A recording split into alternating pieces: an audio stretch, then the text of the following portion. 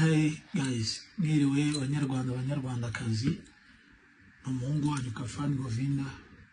Mu busanzwe ni umuhanzi witonda cyangwa se nabandi umuhanzi uzi kubana n'abantu, ariko nowadays harimo ibintu by'agasuzuguro mu muziki bibonekamo.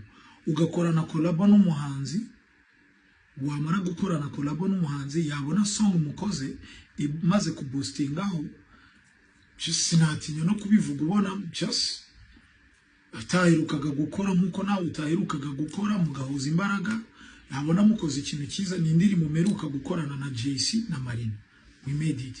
Indirimbo nta n'iminsi 8 irashira ugahita usorera indirimbo. So ibi bintu nta gasuzuguro timu yawe Marina na timu yawe mwese mujye kuri social media musaba imbabazi. Nibitaba ibyo ndabanika ku mbuga nkoranyambaga, aswerega ndabanika kandi ndashyira n'ibindi bidega byanyu hanze.